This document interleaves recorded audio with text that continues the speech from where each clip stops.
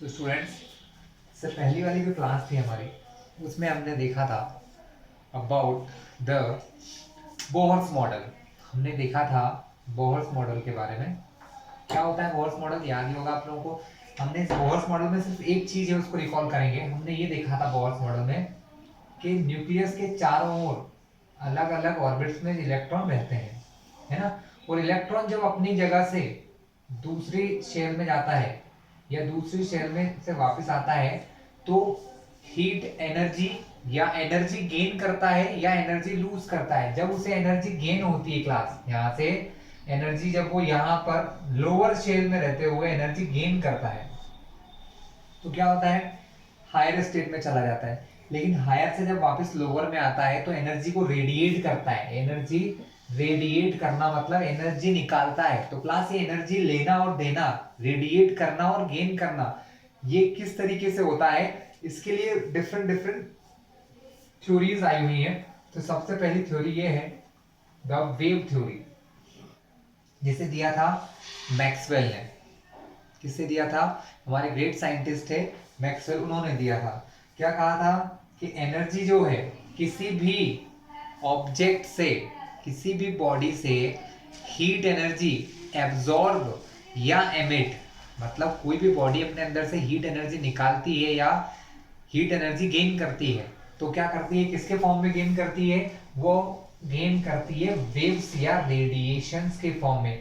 किसके फॉर्म में करते क्लास? वेव्स या रेडिएशंस। वेव रेडिएशन एक ही मीनिंग है क्लास। मतलब जब भी कोई बॉडी हीट गेन करती है या हीट लूज करती है, हीट यानी एनर्जी, यानी कुल मिला के अगर कोई बॉडी अपने अंदर एनर्जी लेती है या एनर्जी देती है, तो वो किसके फॉर्म में करती है? वेव्स या रेडिएशंस के फॉर्म में। ये पहली थ्योरी थी उनकी। किसकी सर? सर मैक्सवेल की थ्योरी थी क्लास ये। ठीक है, कि कोई भी हीटिंग ऑब्जेक्ट, चाहे वो किसी भी वे में हीट हो रहा हो, है ना, या वो फ्यूल से हीट किया जा रहा हो या हीटेड बाय इलेक्ट्रिक चार्ज, मतलब इलेक्ट्रिसिटी से हीट किया जाए, किसी भी तरीके से उसको हीट करें, अगर वो गर्म हो रहा है या हीट उसके अंदर प्रोड्यूस हो रही है, तो वो अपने अंदर से एनर्जी को जो निकालता है या एनर्जी को गेन करता है, तो वो वेव्स या रेडिएशंस के फॉर्म में गेन करता है। ठीक है। अब ये जो वेव्स होती हैं, ये वेव्स एक्चुअली इलेक्ट्रोमैग्नेटिक वेव्स कहलाती है क्लास। इलेक्ट्रोमैग्नेटिक वेव्स कहलाती है। क्यों कहलाती है क्लास? क्योंकि इनके अंदर इलेक्ट्रिक और मैग्नेटिक फील्ड दोनों होती हैं। क्या होती हैं? इन वेव्स में इलेक्ट्रिक और मैग्नेटिक फील्ड दोनों होती है। हमारे यहाँ जो हम देखा है हमने अभी तक, जो सनलाइट है, सनलाइट भी एक प्रकार की इलेक्ट्रोमैग्नेटिक वेव होती है क्लास। क्या होती है? इलेक्ट्रोमैग्नेटिक वेव्स होती हैं। तो इलेक्ट्रोमैग्नेटिक क्यों कहते हैं क्लास? क्योंकि क्या होता है, हम एक डायग्राम से समझते हैं कि जो वेव्स होती हैं, वेव्स आगे बढ़ती हैं। वेव्स या रेडिएशन जब आगे बढ़ती है, तो वो इस प्रकार बढ़ती है कि मान लो ये वेव जो है या रेडिएशन है, वो इस डायरेक्शन में चल रही है, कुछ इस प्रकार से इस तरफ हमारी वेव चल रही है। तो जो मैग्नेटिक फील्ड होती है, मैग्नेटिक फील्ड और इलेक्ट्रिक फील्ड, मैग्नेटिक और इलेक्ट्रिक फील्ड दोनों इससे परपेंडिकुलर होती है, कुछ इस प्रकार से कि अगर सपोज मैं मेरे लेफ्ट हैंड को इस प्रकार रखूं या राइट हैंड को रखूं, तो अगर ये मेरा वे ऑफ प्रोपगेशन है, मतलब किधर मेरी वेव किस तरफ जा रही है, इस तरफ जा रही है, तो ये मेरी मैग्नेटिक फील्ड होगी, ये क्या होगी?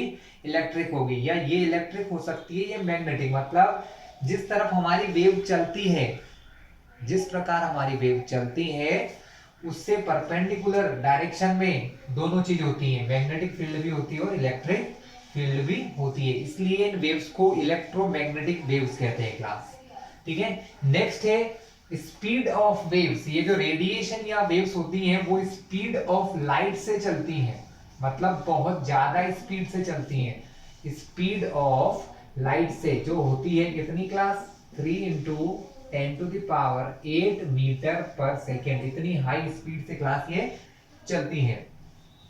एंड नेक्स्ट, इनको चलने के लिए इन इलेक्ट्रोमैग्नेटिक वेव्स को चलने के लिए किसी मटेरियल मीडियम की जरूरत नहीं होती है। मटेरियल मीडियम जैसे हमारे यहाँ आपने सुना होगा साउंड, एयर जो होती है वो हमको सिर्फ तभी सुनाई देती है जो हमारे एटमॉस्फेयर में। अगर हम स्पेस में चले जाएंगे जहाँ पर एयर नहीं है तो वहाँ हमें ये नहीं सुनाई देती है। ठीक है, तो हमने कई एक्सपेरिमेंट क्लास 10 तक किए हुए भी हैं जिसमें हम देखते हैं कि मटेरियल मीडियम साउंड के लिए जरूरी होता है। तो इन इलेक्ट्रोमैग्नेटिक वेव्स को चलने के लिए साउंड की रिक्वायरमेंट, सॉरी मीडियम की रिक्वायरमेंट नहीं होती है। ये वैक्यूम या स्पेस में भी चल सकती हैं। ठीक है, they have no need to move any, they have no any need of any material medium. उनको किसी मटेरियल मीडियम की जरूरत नहीं होती, वो स्पेस में भी चली जाती हैं। आप सभी को पता होगा जो सन है वो हमसे मिलियंस ऑफ किलोमीटर दूर है, ठीक है ना, लेकिन उस सन और अर्थ के बीच में सिर्फ अर्थ के अराउंड ही सिर्फ एयर है। बाकी जो बचा हुआ हिस्सा है ना क्लास, यहाँ पर वैक्यूम है खाली। क्या है? वैक्यूम, मतलब कोई मटेरियल मीडियम नहीं है, बट फिर भी सन से रेडिएशन हमारे यहाँ तक पहुंच जाती है। ठीक है, तो ये था कि इस टाइप से जो हीट है वो किसी बॉडी में से निकलती है, ठीक है, in the forms of wave. लेकिन अब ये वेव्स क्या होती हैं, किस प्रकार की इनकी प्रॉपर्टीज होती हैं, ये सब हम देखते हैं क्लास। तो क्लास अब हम देखेंगे what is a wave, wave होती क्या है। So wave class, a wave is a propagating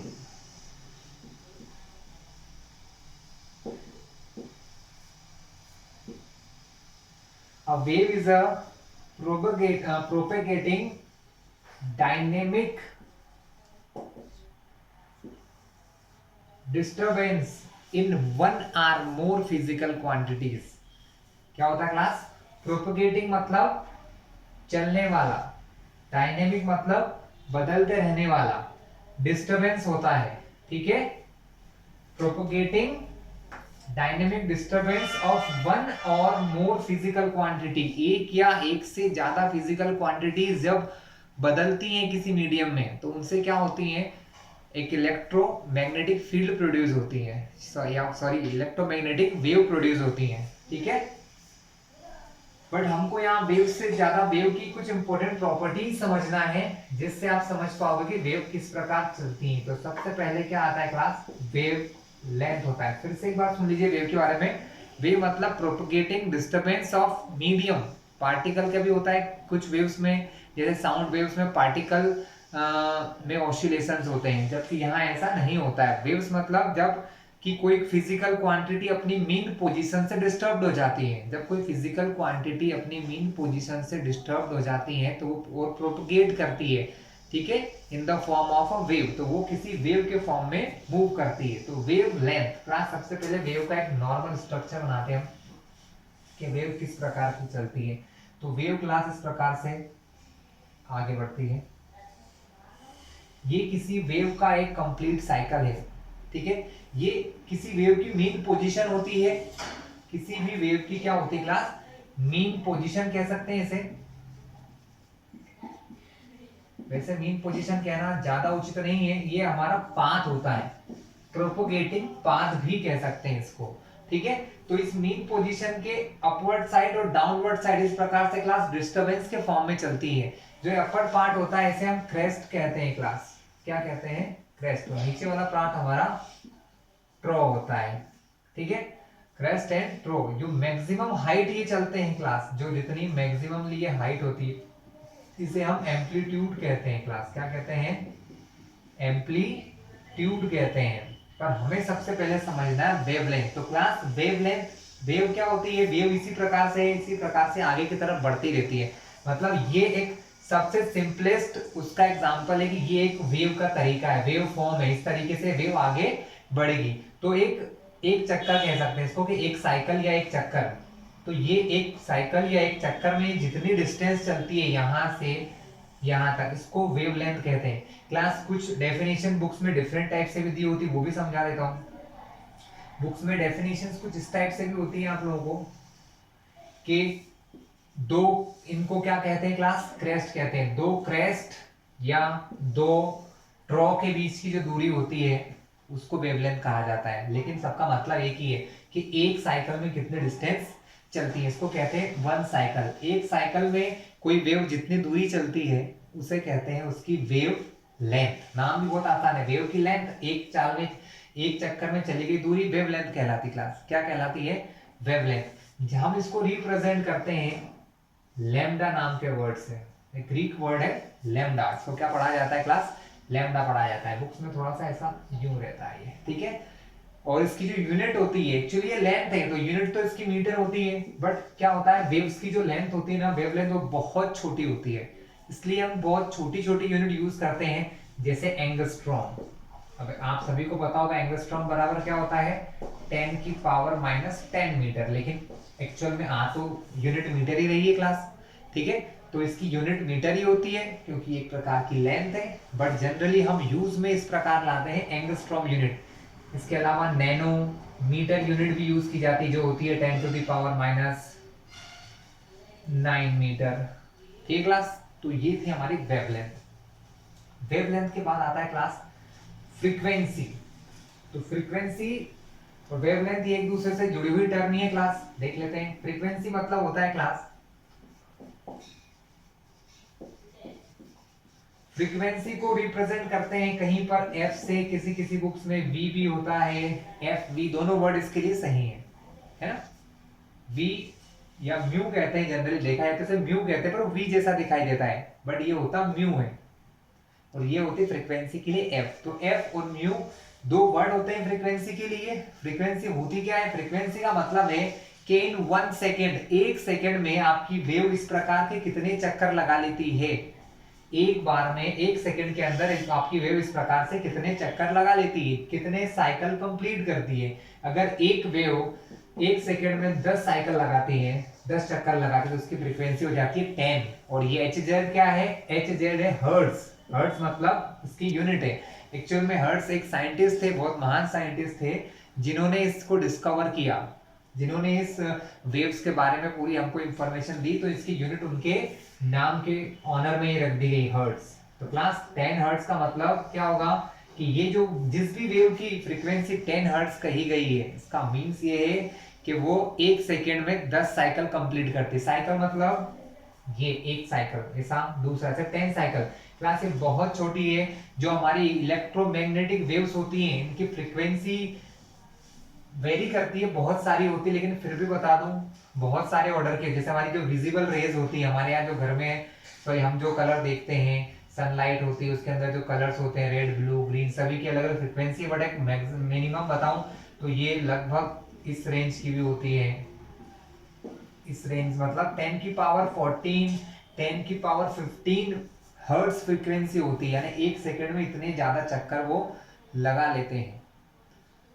ये करोड़ों अरबों में आने वाली चीजें हैं क्लास, मतलब बहुत ज्यादा हाई फ्रीक्वेंसी होती है इलेक्ट्रोमैग्नेटिक रेडिएशंस की।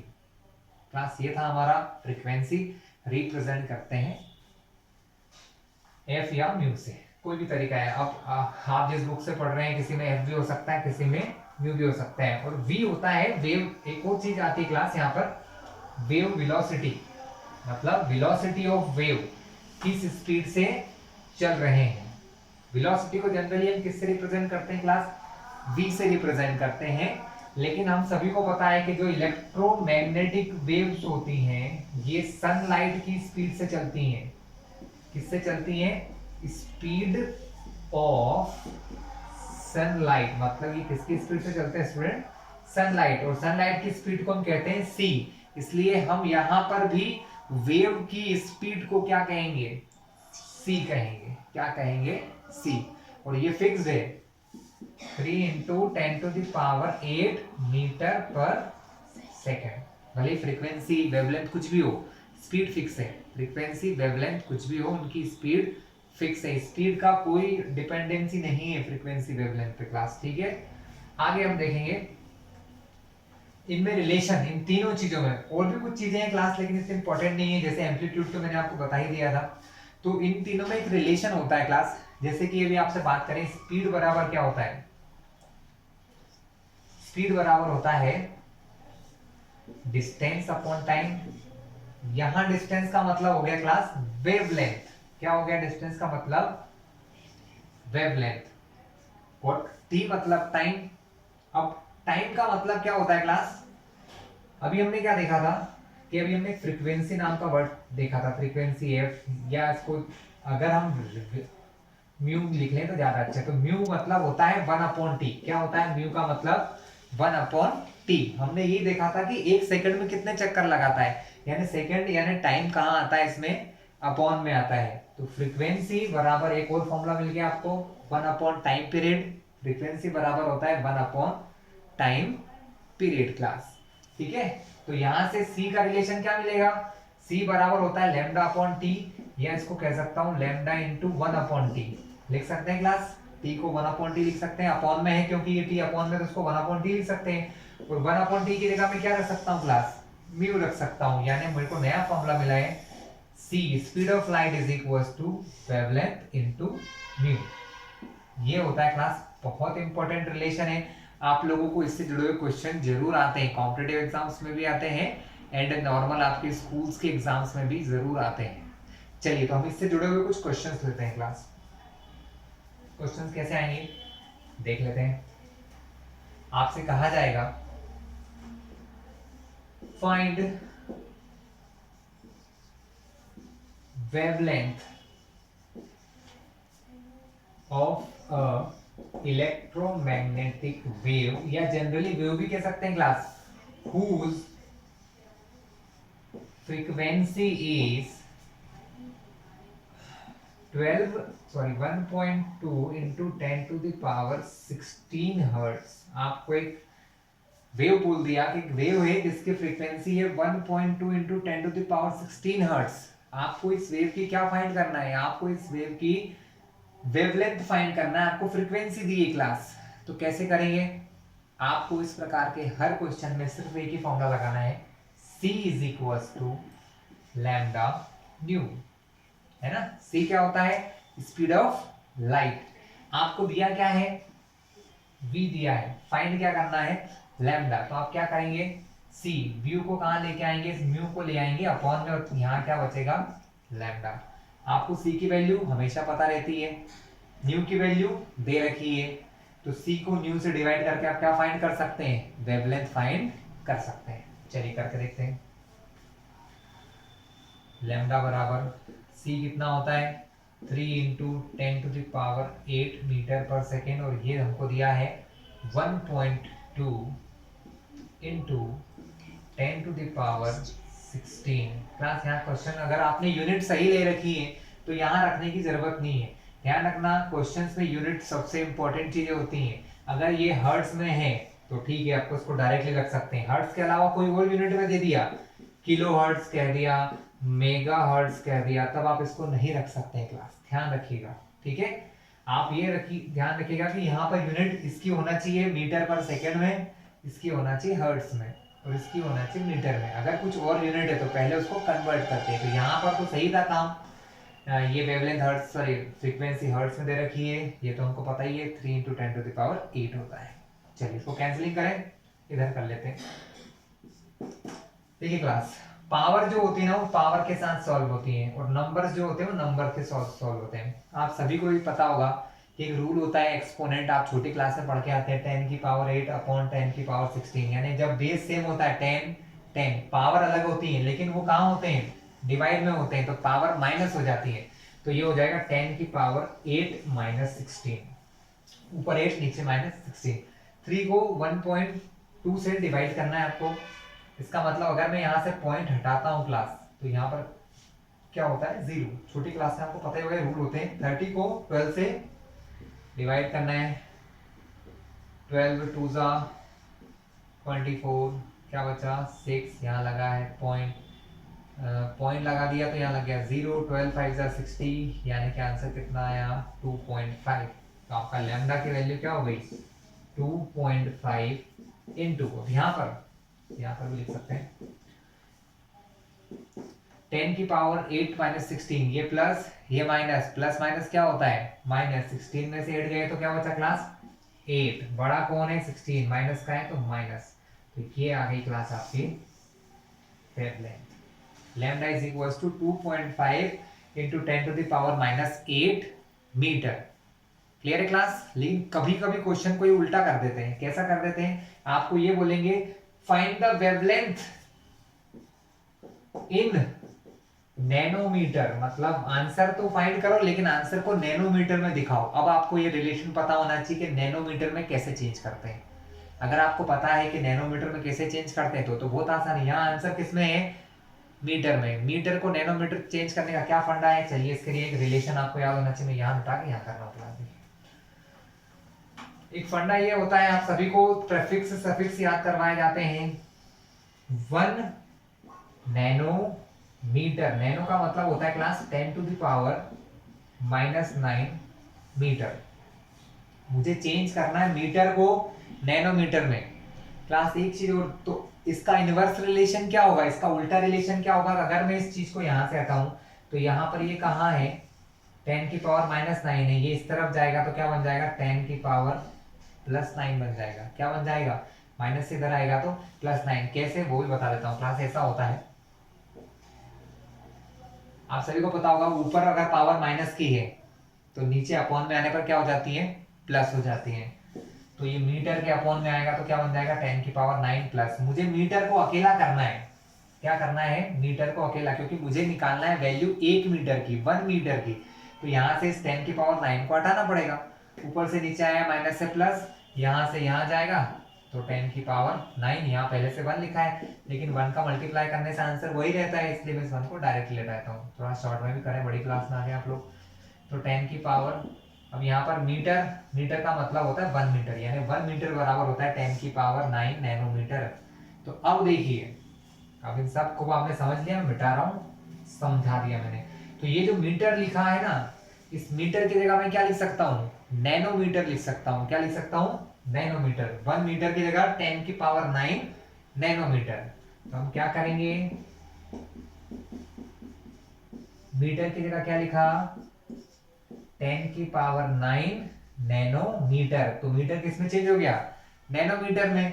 ठीक है, अब यहाँ फिर से थोड़ा सा कैलकुलेशन है, ज्यादा नहीं है, जरा सा है। यहाँ हो गया 2.5, यहाँ 10⁸, 10⁻9। पहले अपॉन में थी, 10 की पावर अपॉन में थी तो माइनस का फॉर्मूला, जब 10 बेस से में मल्टीप्लाई में तो पावर जुड़ जाती है। पावर क्या होती है स्टूडेंट्स, प्लस हो जाती है। तो 10 की पावर हो जाएगी -8 + 9, -8 + 9। तो इसको हम क्या कहेंगे, इसको हम कहेंगे 10⁻1। माइनस प्लस माइनस, 9 में से 8 गया तो 1, बड़ा कौन है, 9 है, प्लस का है तो प्लस। 2.5 में 10 का मल्टीप्लाई करूंगा तो क्या हो जाएगा क्लास, 25 नैनोमीटर। आया क्लास समझ में आपको, किस प्रकार एक यूनिट को दूसरे प्रकार में बदल दिया। तो क्वेश्चन ऐसा भी पूछ लेते हैं, जब आप एक्चुअली लोकल एग्जाम जो होती है उनमें तो चल जाते हैं, जो हायर लेवल के एग्जाम आप देते हैं उनमें क्वेश्चन बहुत घुमा के दिए जाते हैं, तो वहां पर इसी प्रकार हम लोग गलती कर देते हैं। ठीक है, तो ये था हमारा चेंज करना। क्या चेंज करना क्लास, वेवलेंथ को फ्रीक्वेंसी में। इसका अपोजिट क्वेश्चन भी आता है, हम वो भी सॉल्व करके देखेंगे कि अपोजिट क्वेश्चन कैसा होता है। फ्रीक्वेंसी को वेवलेंथ में करना सीख लिया, अब आप वेवलेंथ को भी फ्रीक्वेंसी में करना सीखेंगे। क्लास अब देखते हैं नेक्स्ट क्वेश्चन। पहला क्वेश्चन हमने देखा था फ्रीक्वेंसी से वेवलेंथ, अब उसका अपोजिट वेवलेंथ से फ्रीक्वेंसी। हमको क्वेश्चन दिया गया है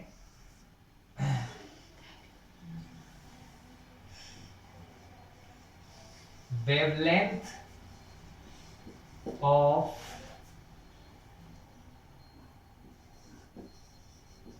yellow light is 5800 एंगस्ट्रॉम। सबसे क्या है, कहा गया है कि ये येलो लाइट होता है ना, उसकी जो वेवलेंथ होती है वो होती है 5800 एंगस्ट्रॉम। इस 5800 एंगस्ट्रॉम को तो हमें बताना है कि येलो लाइट की फ्रीक्वेंसी क्या होती है। येलो लाइट की फ्रीक्वेंसी क्या होती है ये हमें फाइंड करना है। तो क्या करेंगे क्लास, वेवलेंथ दी है आपको, फ्रीक्वेंसी निकालना है। फॉर्मूला जो मैंने पहले बताया वही, C = लैम्डा × न्यू। लैम्डा दिया है ये, लेकिन अभी एंगस्ट्रॉम में दिया है, तो मैंने भी क्या सिखाया था, एंगस्ट्रॉम तो पहले बदलोगे किसमें, मीटर में, क्योंकि हम यहाँ लाइट, ये जो यूनिट है C को भी किस में लेते हैं, 3 × 10⁸ मीटर पर सेकेंड किस में लेते हैं, मीटर पर सेकेंड, यानी हमको इसे भी मीटर में लेना पड़ेगा। तो पहले कन्वर्ट कर लेते हैं। क्लास 1 एंगस्ट्रॉम बराबर होता है 10 की पावर माइनस 10 मीटर। कितना होता है, 10 की पावर माइनस 10 मीटर। तो ये हो गया 10 की पावर माइनस 10 मीटर। मैंने क्या करा, एंगस्ट्रॉम हटाया और क्या लगा दिया, एंगस्ट्रॉम की जगह 10 की पावर माइनस 10 मीटर लगा दिया। काम खत्म हो गया। चलिए सॉल्व करते हैं। सी, मुझे सी तो पता ही रहता है। इन दोनों में से एक चीज मुझे पता होती है, दूसरी हमें फाइंड करना होती है। मुझे क्या पता है, लैम्डा पता है। क्या निकालना है, वी। तो क्या होगा, लैम्डा कहाँ जाएगा, मल्टीप्लाई से डिवाइड। यहाँ क्या बचा, न्यू बचा। ठीक है, न्यू मतलब फ्रीक्वेंसी। चलिए फ्रीक्वेंसी को वेवलेंथ में चेंज करते हैं। सी अपॉन लैम्डा। सी की वैल्यू 3 इंटू 10 की पावर 8, नीचे वैल्यू क्या लिखी है, 5800 इंटू 10 की पावर माइनस 10। क्लास जितना इंपॉर्टेंट फॉर्मूले याद करना, थ्योरीज याद करना होता है ना, उससे भी ज्यादा इंपॉर्टेंट होता है सही से कैलकुलेशन करना है। स्टूडेंट्स क्या करते हैं, सब कुछ कर लेते हैं लेकिन कैलकुलेशन में बहुत गलतियां करते हैं, जिससे उनके बहुत सारे मार्क्स कट जाते हैं। तो हमें सबसे पहले क्या करना है, कैलकुलेशन सही सीखना है। तो यहाँ देखिए क्या लिखा हुआ है, यहाँ पर अपॉन में 2 जीरो हैं। तो इस 2 जीरो का मतलब समझते हैं आप लोग। 2 जीरो का मतलब क्या होता है, 2 जीरो का मतलब होता है 10 की पावर 2। तो इसको मैं कुछ ऐसे लिख सकता हूँ, इसको मैं लिख सकता हूँ 3 इंटू 10 की पावर 8 अपॉन में 58 इंटू 100 लिख सकता हूँ। 2 जीरो है तो, और 100 को हम लिख सकते हैं, 100 होता है 10 की पावर 2। 100 क्या होता है, 10 की पावर 2 होता है। 10 10 से 100, 10 का स्क्वायर इंटू यहाँ क्या दिया है, 10 की पावर माइनस 10 दिया है।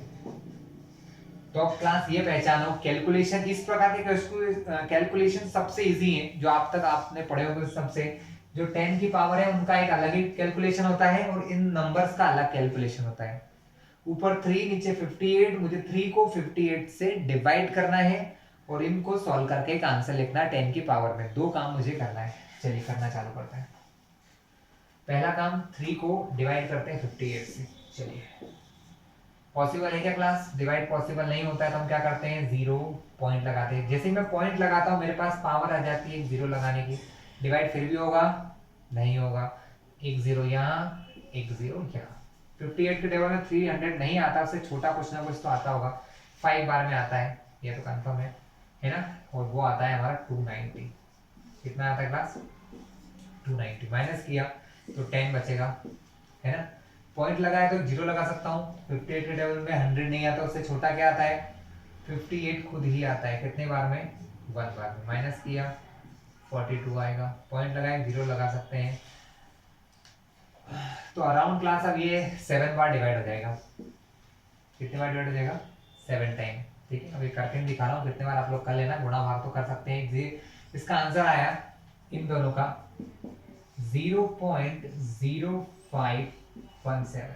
आगे भी और पॉइंट में डिवीजन होगा क्लास, लेकिन हमको सभी को पता है पॉइंट के बाद 3 या 4 प्लेस या 2 प्लेस तक ही हम सॉल्व करते हैं। हमने पॉइंट के बाद 4 प्लेस तक सॉल्व कर लिया। ठीक है, यहां पर देखते हैं इधर पावर में क्या होगा।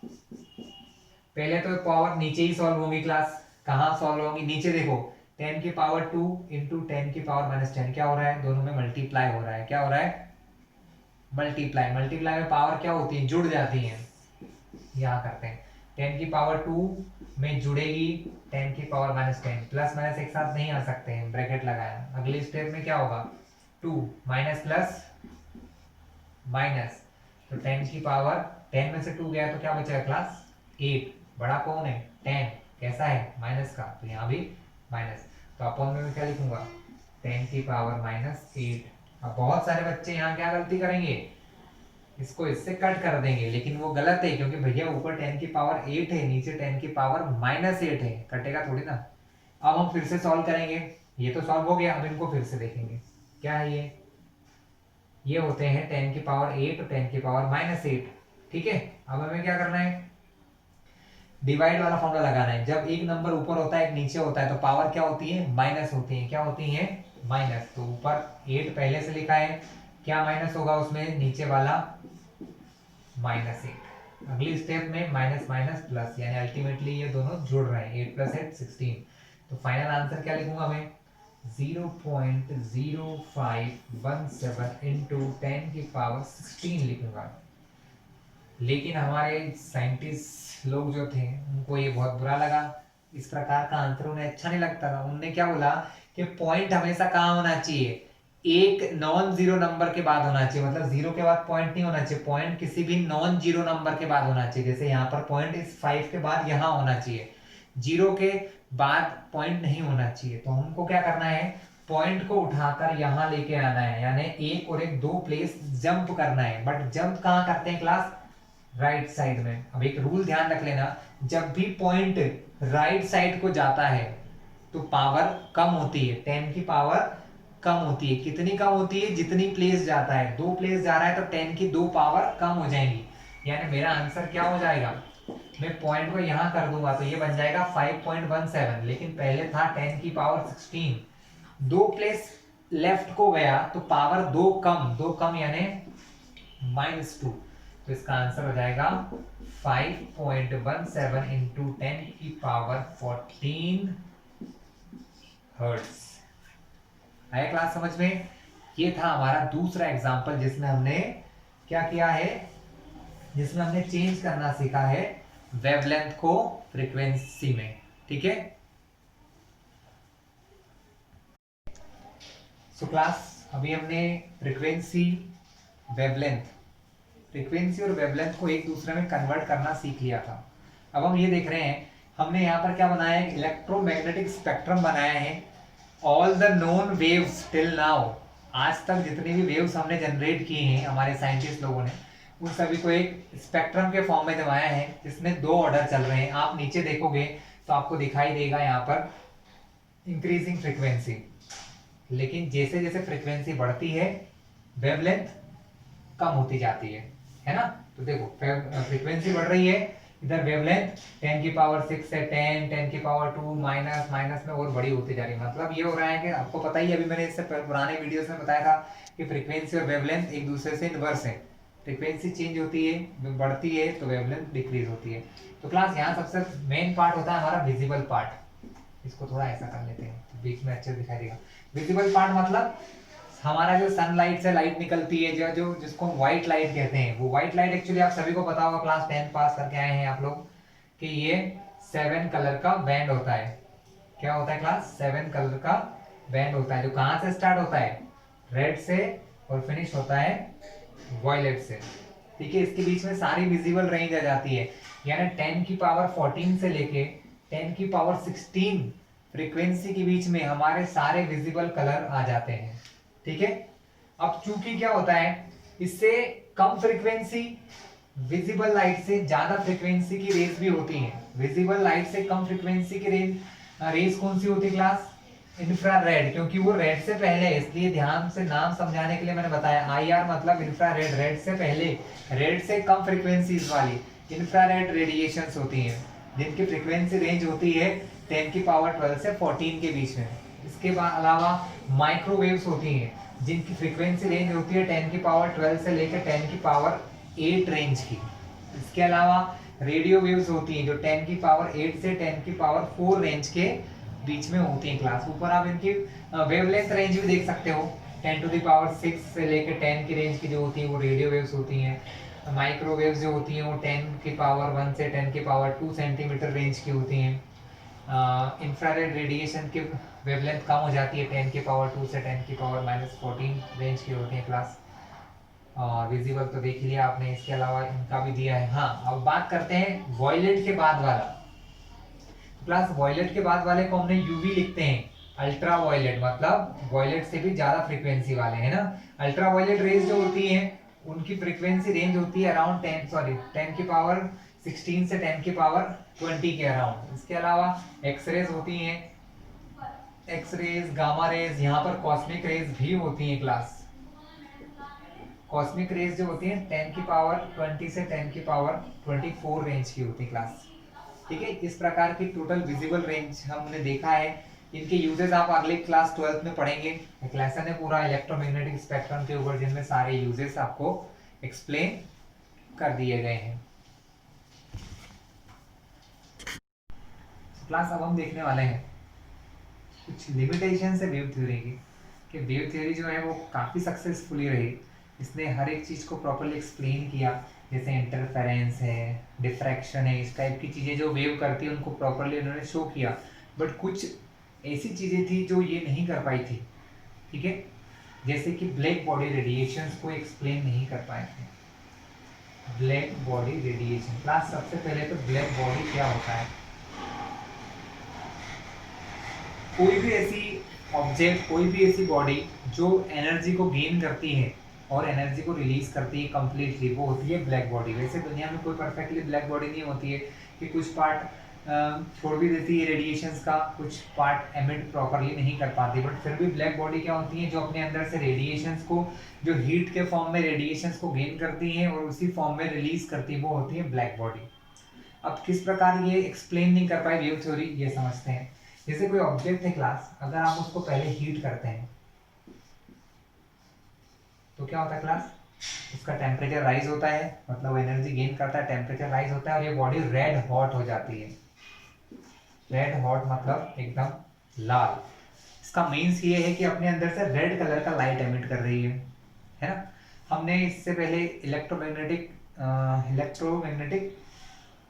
स्पेक्ट्रम देखा था, वहां पर भी ये देखा था कि रेड कलर का जो लाइट होता है वो हमारे उसमें होता है रेड, और जैसे जैसे फ्रीक्वेंसी बढ़ती जाती है रेड कलर का लाइट किसमें बदलता जाता है, येलो, और अल्टीमेटली वॉयलेट कलर का हो जाता है। और उसके बाद अगर फ्रीक्वेंसी बढ़ती है तो क्या होता है कि हमें लाइट दिखाई नहीं देता है। तो यहाँ पर यही हुआ कि अगर रेड हॉट होने के बाद भी अगर उनको और हीट करते हैं, टेम्परेचर और बढ़ाते हैं, तो रेड कलर का लाइट कैसा हो जो है येलो कलर में बदल जाती है ऑब्जेक्ट, मतलब वो येलो कलर का लाइट निकालता है।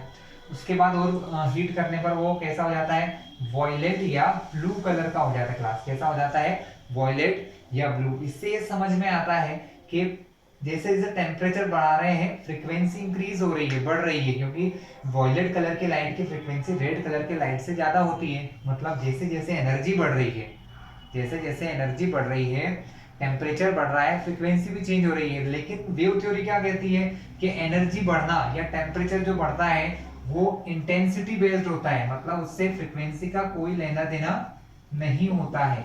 इसका मतलब है कि अगर कोई वेव के अंदर जो एनर्जी है, किसी वेव के अंदर जो एनर्जी है वो उसकी इंटेंसिटी पर डिपेंड करती है, ना कि उसकी फ्रीक्वेंसी पर।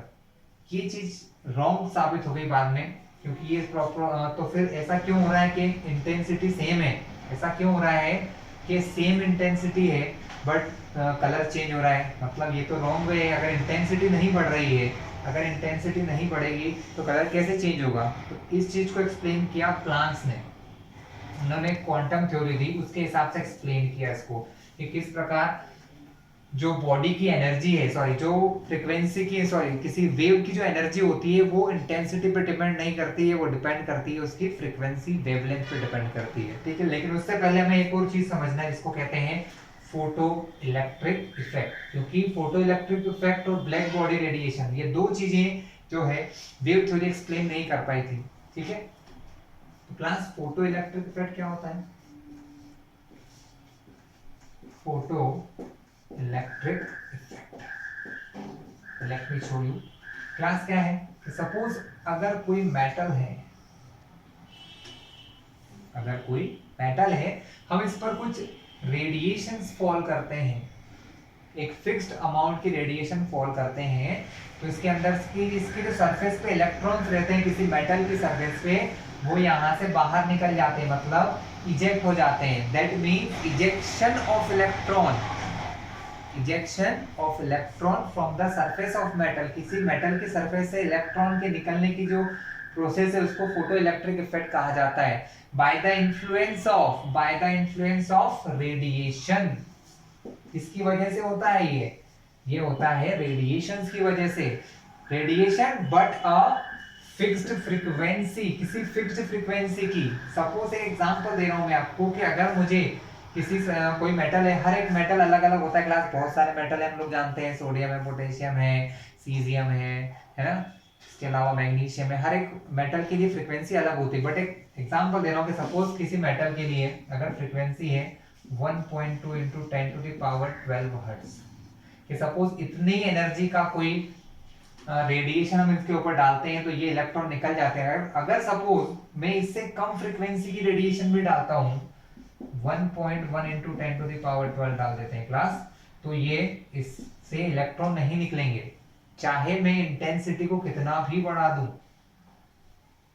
ठीक है, अगर मैं इंटेंसिटी कितना भी इंक्रीज कर दूं, लेकिन अगर फ्रीक्वेंसी ये मुझे अगर इस इलेक्ट्रॉन को निकालने के लिए इतनी फ्रीक्वेंसी चाहिए और अगर उससे कम फ्रीक्वेंसी है, थोड़ी भी कम है, तो ये इलेक्ट्रॉन नहीं निकलेगा। इसका मीन्स क्या है क्लास, कि इंटेंसिटी पर बेस्ड नहीं होता है।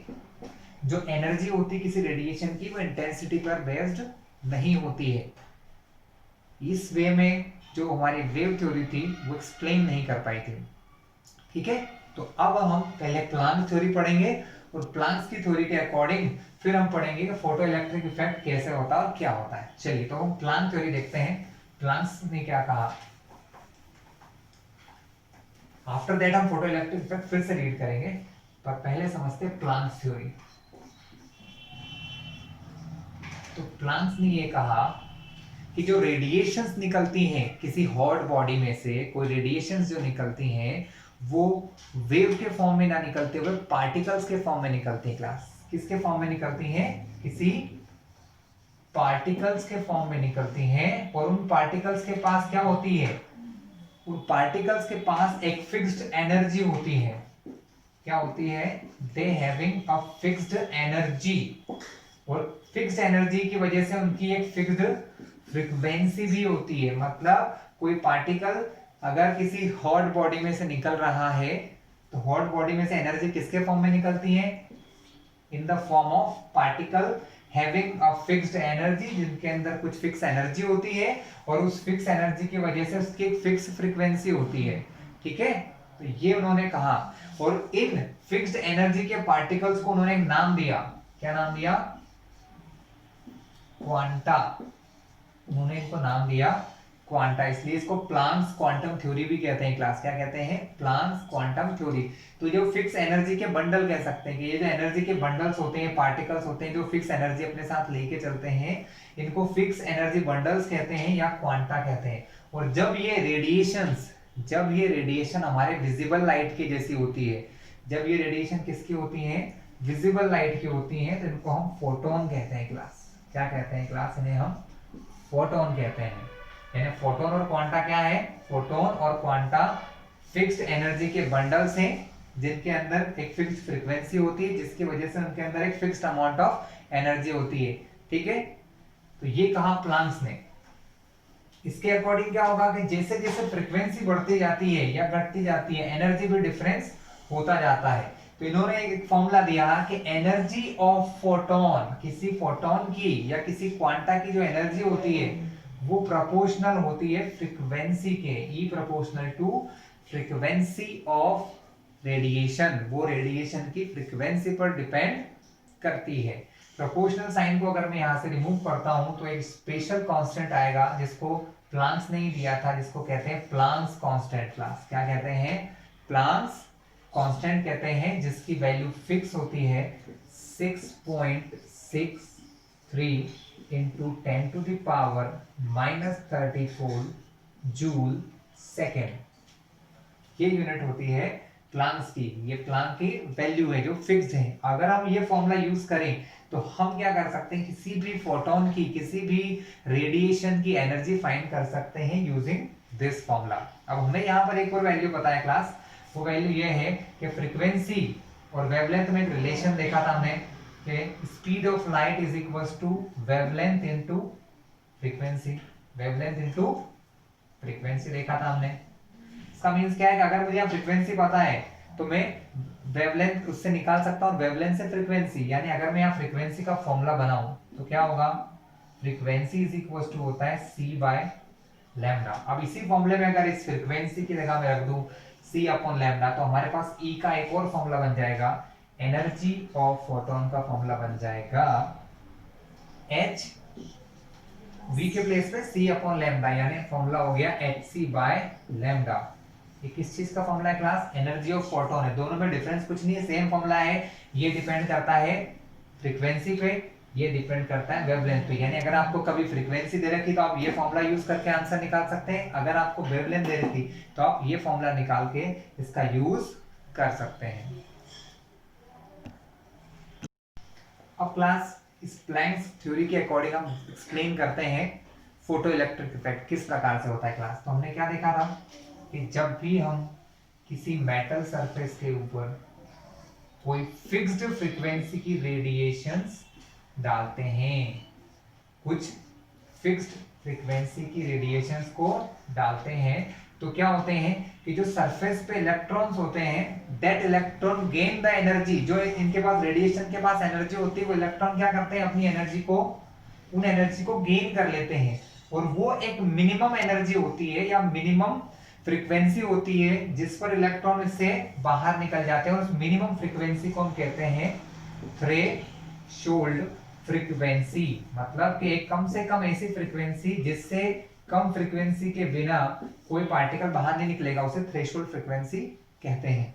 ठीक है, तो इलेक्ट्रॉन, अब अगर आपने इस पर इंटेंसिटी अगर बढ़ाते हैं या घटाते हैं तो उससे इलेक्ट्रॉन निकलना ज्यादा या कम होते हैं कि कितने इलेक्ट्रॉन निकलेंगे, लेकिन अगर आप इंटेंसिटी को नहीं चेंज करेंगे तो कोई इफेक्ट नहीं होता है। लेकिन अगर आप सोचें कि फ्रीक्वेंसी को कम कर दें थ्रेशोल्ड से, मान लो मैंने अभी क्या एग्जांपल दिया था कि 1.2 इंटू 10⁻12 हर्ट्ज की फ्रीक्वेंसी चाहिए मान लो इस इलेक्ट्रॉन को निकालने के लिए, और अगर मैं डाल रहा हूं 1.1 तो ये इलेक्ट्रॉन यहां से बाहर नहीं निकलेगा, क्योंकि हमें चाहिए 1.2 10⁻12, यहां दिया है 1.1। पॉसिबल होगा? Not possible. तो हमें एक मिनिमम फ्रीक्वेंसी चाहिए होती है जिस पर इलेक्ट्रॉन बाहर निकल जाए। फ्रीक्वेंसी ज्यादा है कोई इशू नहीं, लेकिन कम नहीं होना चाहिए। ज्यादा है तो उसका क्या होगा वो मैं आपको आगे एक्सप्लेन करता हूं। तो थ्रेशोल्ड फ्रीक्वेंसी मतलब मिनिमम अमाउंट ऑफ फ्रीक्वेंसी जितने में कि इलेक्ट्रॉन यहां से बाहर हो जाएगा, मेटल की सरफेस को छोड़ देगा, क्योंकि मेटल और इलेक्ट्रॉन के बीच में बॉन्डिंग होती है। जब ये एक्स्ट्रा एनर्जी ले लेता है तो वो उनके बीच के बॉन्ड को कट करके बाहर हो जाता है क्लास। ठीक है, ये बात पार्टिकल थ्योरी से सक्सेसफुली एक्सप्लेन हो गई कि एनर्जी जो है वो फ्रीक्वेंसी पर बेस्ड होते हैं। जैसे जैसे आप फ्रीक्वेंसी बढ़ाओगे एनर्जी बढ़ती जाएगी। ठीक है, अब अगर सपोज कि हमने मान लेते हैं कि मान लो कि V नॉट क्या है, किसी मेटल की एक फ्रीक्वेंसी है। कौन सी फ्रीक्वेंसी है? Threshold frequency. तो इस फ्रीक्वेंसी का क्या होगा क्लास, इस फ्रीक्वेंसी की कोई ना कोई एनर्जी होगी, है ना। तो वो एनर्जी कितनी होगी? वो एनर्जी होगी एच वी नॉट। क्यों कहा मैंने? क्योंकि अभी हमने फॉर्मूला देखा, एनर्जी का फॉर्मूला होता है एच वी, फ्रीक्वेंसी वी की जगह वी नॉट हो गई, तो एनर्जी को भी मैंने ई की जगह ई नॉट। क्लास ये मिनिमम अमाउंट ऑफ एनर्जी होती है। क्या होती है?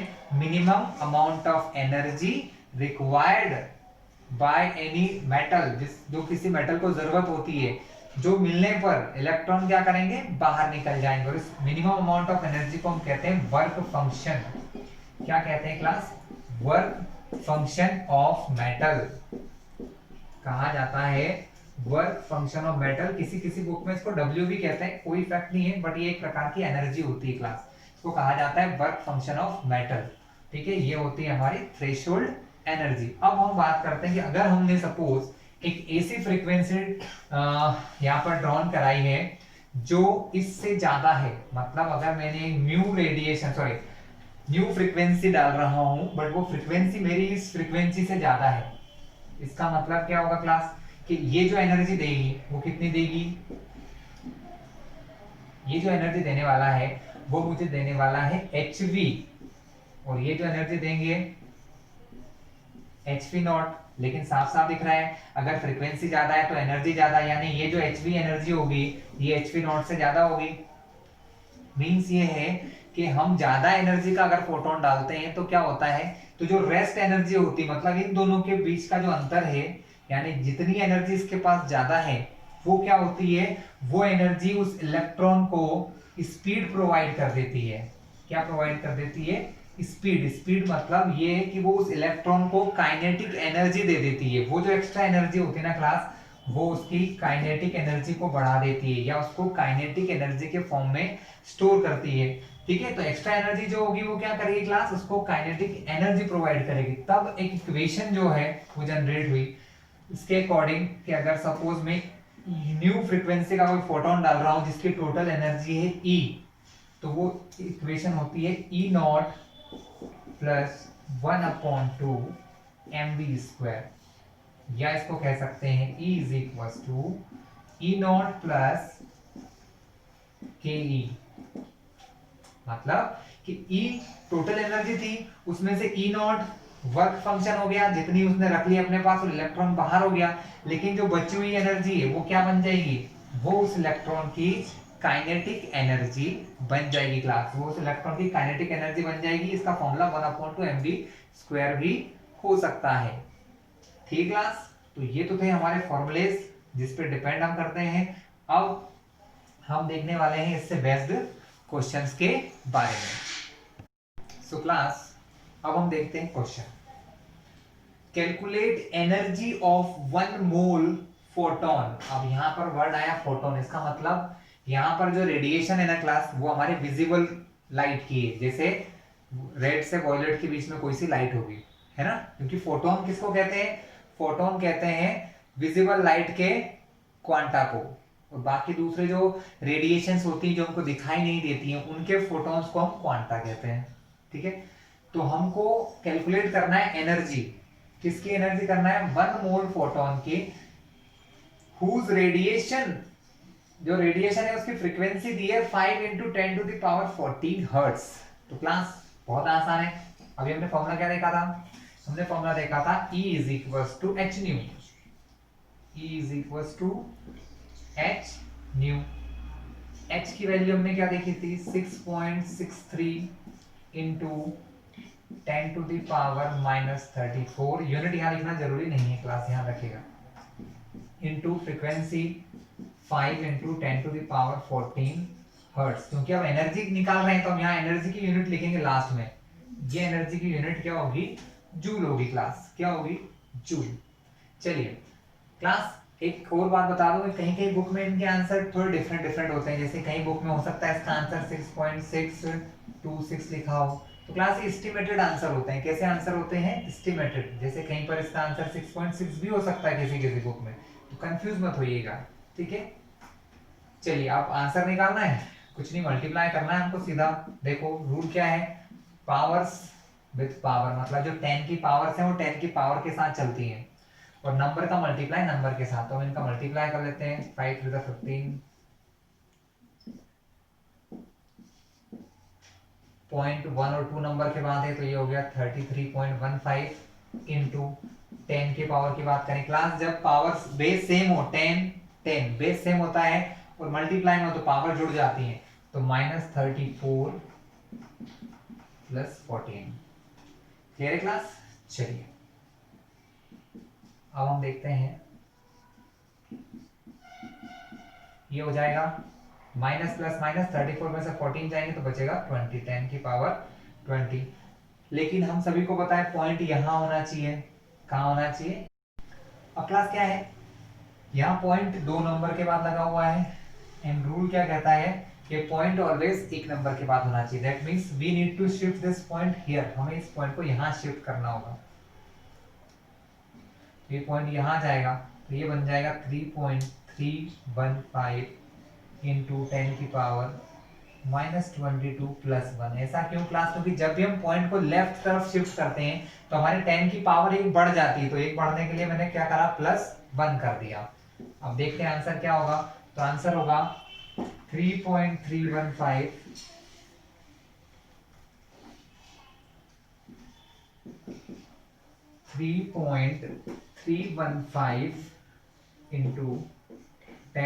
× 10⁻19 माइनस प्लस माइनस। लेकिन उन्होंने क्वेश्चन क्या किया है, ये एनर्जी तो सिर्फ एक फोटोन की होगी, हमें निकालना है 1 मोल फोटोन की एनर्जी क्लास। कितने एनर्जी, 1 मोल फोटोन की। तो आपको सभी को पता होगा 1 मोल फोटोन का मतलब क्या होता है, 1 मोल का मतलब होता है 6.022 × 10⁻23। यानी जब मैं इन दोनों का मल्टीप्लाई करूंगा तो एनर्जी पता चलेगी 1 मोल फोटोन की। तो हम यहाँ लिख सकते हैं E मोल, मतलब 1 मोल की एनर्जी, लेकिन हम उसको इधर निकालते हैं क्लास, क्योंकि ये तो समझ चुके हैं हम लोग।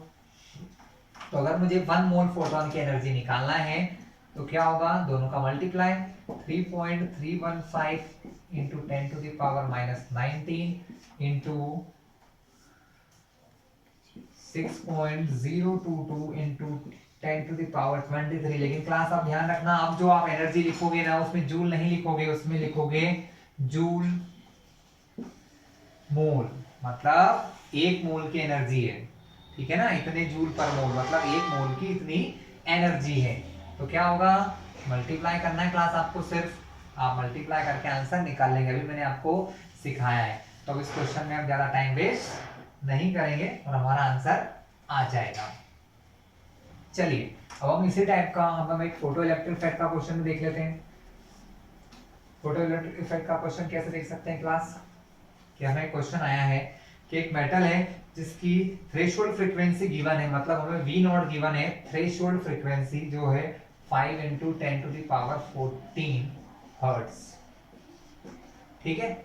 और हमें ये कहा गया है कि एक फोटोन है जिसकी एनर्जी है, एनर्जी ऑफ फोटोन, हमें एक फोटोन दिया है जिसकी एनर्जी E हमको दे रखी है, एनर्जी E दे रखी है फोटोन की। वो एनर्जी कितनी है class, that energy is 3 into 10 to the power minus 19 joule, ठीक है। इतनी एनर्जी हमें दे रखी है। अब हमसे पूछा गया है कि क्या ये photon photo electric effect show करेगा या नहीं। तो हमको ये देखना है कि ये एनर्जी इतनी है हमारे पास, हमको ये नहीं पता है कि मेटल को कितनी एनर्जी चाहिए, उन्होंने सिर्फ मेटल की फ्रीक्वेंसी दी है थ्रेशोल्ड।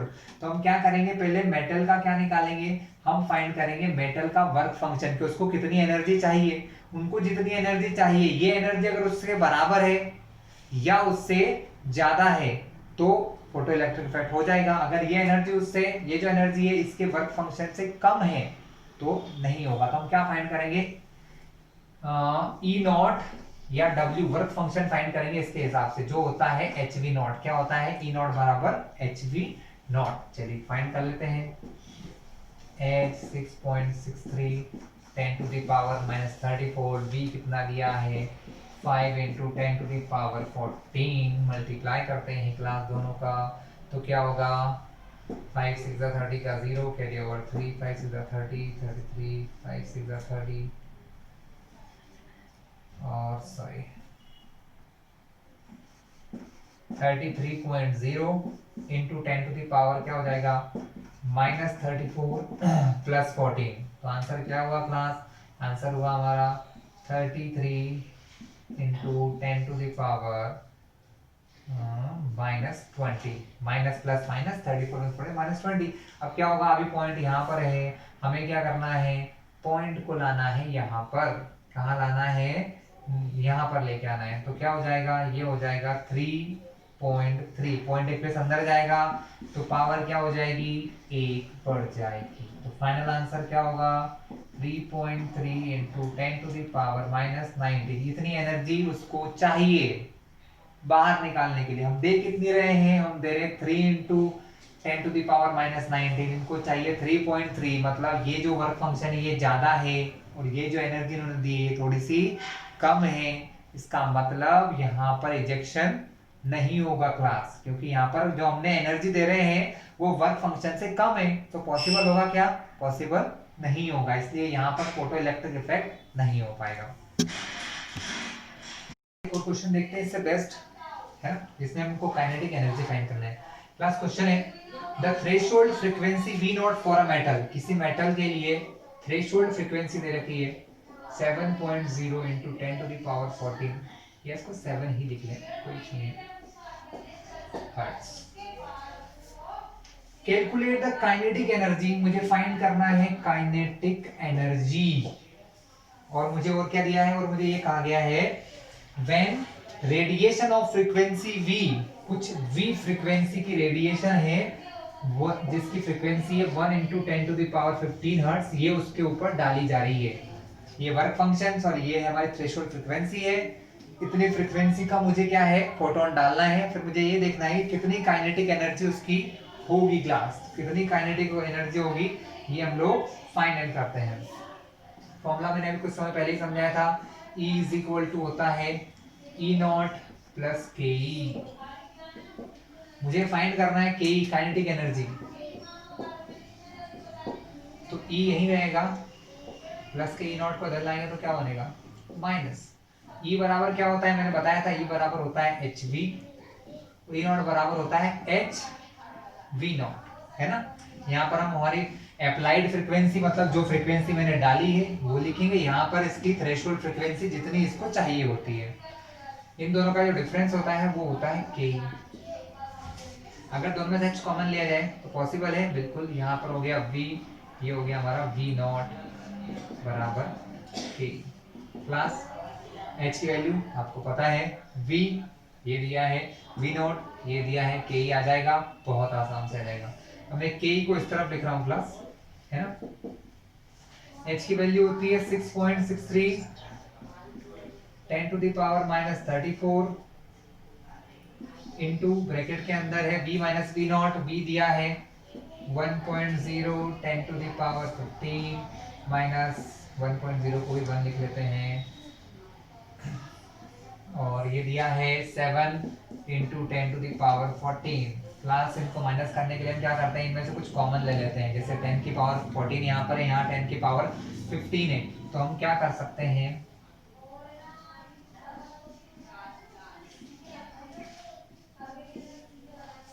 यहाँ 10 की पावर 15 को कुछ ऐसा लिख सकते हैं 10 इंटू 10 की पावर 14। यहाँ पर कुछ नहीं है तो पावर 1 है, आप सभी को पता है मल्टीप्लाई में होते हैं तो पावर जुड़ जाती है, तो वापस से 14 प्लस 1 क्या हो जाएगा 15, यानी इसको मैं इस तरह लिख सकता हूँ। तो हम यहाँ क्या करेंगे 1 इंटू 15 को लिखा 10 इंटू 10 की पावर 14। ऐसा क्यों किया है, क्योंकि मैं यहाँ से क्या कर सकता हूँ 14 जो है, जो ये 10 की पावर 14 होगा इसको कॉमन ले सकता हूँ, जो यहाँ पर भी है यहाँ पर भी है, तो ये कॉमन आ सकता है, इसलिए ऐसा किया जा रहा है क्लास। तो चलिए देखते हैं, बाहर ऑलरेडी क्या है 6.63 और 10 की पावर माइनस 34 लिखा है, 10 की पावर 14 यहाँ से और यहाँ से कॉमन बाहर आ गई क्लास, तो इंटू 10 की पावर 14 अंदर क्या बचेगा 10 + 10 माइनस 7 6.63 10 की पावर, अब यहाँ पर मल्टीप्लाई है पावर जुड़ जाएंगी, माइनस 34 प्लस 14 अंदर क्या होगा 10 में से 7 गया तो क्या बचेगा 3। अब एक ही नंबर बचा है तो मैं क्या करता हूँ ब्रैकेट हटाकर सीधा मल्टीप्लाई लिख देता हूँ। ये क्या है, ये है हमारी काइनेटिक एनर्जी। आप इसका मल्टीप्लाई इससे कर लेते हैं और ये तो हो ही गया 10 की पावर माइनस 34 सॉरी माइनस 34 और 14 हो गया माइनस का 20, 3 3 9 3 6 18 का 8 कैरी ओवर 1 3 6 18 और 1 19, पॉइंट 2 नंबर के बाद यहाँ लगाए 1989 into 10 to the minus 22 power को सॉरी पॉइंट अभी यहाँ पर है, इसको यहाँ लाना बहुत जरूरी है, तो आंसर क्या होगा पॉइंट अगर यहाँ आएगा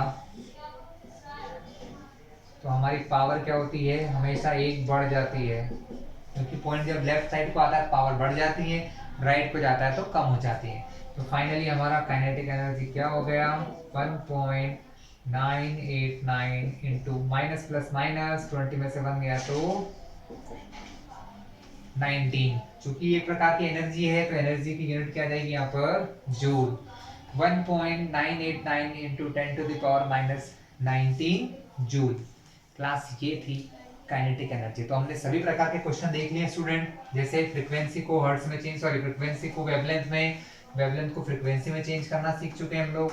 इसके अलावा हमने अभी किसी गिवन फ्रीक्वेंसी के लिए एनर्जी निकालना सीख लिया है, काइनेटिक एनर्जी फाइंड करना सीख लिया है, तो ये सब चीजें हम कर चुके हैं। तो क्लास हमने दोनों प्रकार की थ्योरी पढ़ ली है, वेव थ्योरी हो चुकी है, पार्टिकल यानी क्वांटम थ्योरी हो चुकी है। लेकिन एक चीज इतने के बाद ये समझ में आ गई है कि कोई भी एक थ्योरी किसी रेडिएशन या किसी फोटोन या लाइट की टोटल सारे नेचर को एक्सप्लेन नहीं कर सकती है क्लास। इसका मीन्स ये है कि हमको दोनों ही थ्योरी की जरूरत होती है, we need both of the theory. कुछ चीजें ऐसी हैं जिनको एक्सप्लेन करने के लिए हमें वेव थ्योरी चाहिए, जैसे कि इंटरफेरेंस, डिफ्रैक्शन, इस प्रकार की चीजें। लेकिन जैसे कि photo electric effect, black body radiation, इस प्रकार की चीजों को एक्सप्लेन करने के लिए हमें जरूरत होती है पार्टिकल थ्योरी की क्लास। यहाँ से एक नई चीज सामने आती है कि जो हमारा जो लाइट है या हमारी जो रेडिएशन है, लाइट, क्योंकि लाइट भी एक प्रकार की रेडिएशन है, इसलिए मैं कह सकता हूँ कि जो लाइट या हमारी जो रेडिएशन हैं उनके दो नेचर होते हैं और दोनों ही सही हैं। उनका वेव नेचर भी होता है और उनका पार्टिकल नेचर भी होता है, और किसी भी एक नेचर से हम सारी प्रॉपर्टीज एक्सप्लेन नहीं कर सकते, इसलिए हमें दोनों प्रॉपर्टी की नीड होती है क्लास। ये था हमारा आज का वीडियो, जिसमें आपने देखा सारी प्रॉपर्टीज के बारे में, एटॉमिक मॉडल्स के बारे में, चेंजेस करना।